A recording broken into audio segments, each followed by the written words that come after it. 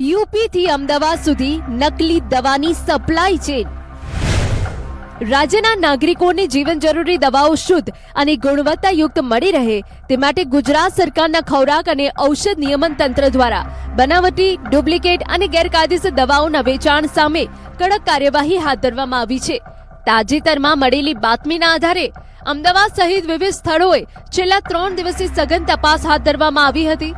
તંત્રને માહિતી મળી હતી કે જેબી કેમિકલ ભરૂચ દ્વારા ઉત્પાદિત નિકાર્ડિયા રિટાર્ડ 10 ટેબ્લેટ બેચ નંબર ACG 25007 ની બનાવટી અથવા ડુપ્લિકેટ દવા અમદાવાદના સેટેલાઇટ વિસ્તારમાં આવેલી Lilavati pharmacy and wellness private limited ખાતે વેચાતી હોવાની શક્યતા છે।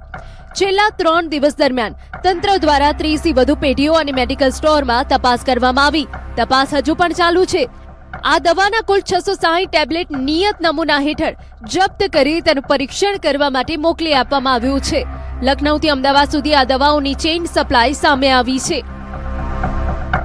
30 જેટલા મેડિકલમાં આનું રેડ કરવામાં આવી છે, જ્યાં દવાનો જથ્થો મળી આવ્યો છે। 1,70,000 દવાના જથ્થાને સીઝ કરવામાં આવ્યો છે। પરંતુ આ દવા આવી ક્યાંથી, બને ક્યાંથી, તો એ યુપી અને રાજસ્થાનથી આ લોકો દવા લાવતા હતા, જેનું આજે પોલીસની અંદર FIR અથવા તો જાણવા જોગની ફરિયાદ આપી એનું પગેરું મેળવવા માટે ડ્રગ્સ વિભાગના અમારા અધિકારીઓ સતત ડે નાઇટ કામગીરી કરી રહ્યા છે।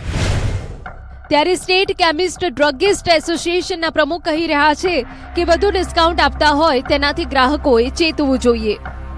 હાર્ટની લગતી જેબી કેમિકલની નિકાર્ડિયા રિટાયર્ડ ખૂબ મોટા પ્રમાણમાં એટલે 24,000થી પણ વધુ સ્ટ્રીપ દવાઓ ડુપ્લિકેટ પકડાઈ। બીજા રાજ્યોમાંથી જ્યારે આ દવા આવતી હોય ત્યારે આની ઉપર ડિપાર્ટમેન્ટ દ્વારા ખૂબ મોટી વોચ રાખવામાં આવતી હોય છે।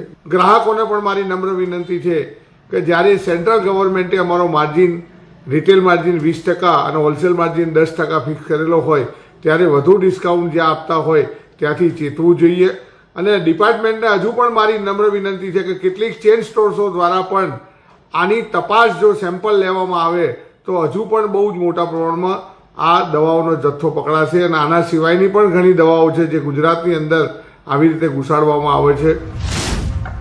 જાતિના નકલી દાખલા બનાવવાનું કૌભાંડ, 500 રૂપિયામાં બનતું નકલી પ્રમાણપત્ર। છોટાઉદેપુરના નસવાડીમાંથી નકલી જાતિના દાખલા કાઢવાનું કૌભાંડ ઝડપાયું। મામલેદાર કચેરીના નામે બનાવટી પ્રમાણપત્ર તૈયાર કરી લોકોને પધરાવતા હતા। સમગ્ર મામલે નસવાડી મામલતદારે 2 શખ્સ સામે પોલીસ ફરિયાદ નોંધાવી છે। આ કેસમાં પોલીસે એક આરોપીની ધરપકડ કરી છે, જ્યારે અન્ય એક આરોપી ફરાર છે। પોલીસ તપાસમાં સામે આવ્યું છે કે ઝડપાયેલો આરોપી માત્ર 500 રૂપિયામાં નકલી જાતિનો દાખલો બનાવી આપતો હતો। અસલી જાતિના દાખલાને સ્કેન કરીને તેના આધારે નકલી દાખલો તૈયાર કરતો। આરોપી રતનપુરા ગ્રામ પંચાયતમાં VC તરીકે ફરજ બજાવતો હોવાનું પણ સામે આવ્યું છે। નસવાડીમાં પોતાની દુકાન પરથી જ તે નકલી પ્રમાણપત્ર બનાવતો હતો। હવે સવાલ એ છે કે આ કૌભાંડમાં અત્યાર સુધીમાં કેટલા નકલી દાખલા બનાવવામાં આવ્યા છે અને તેનો ક્યાં ક્યાં ઉપયોગ થયો છે। પોલીસ તમામ પાસાઓની તપાસ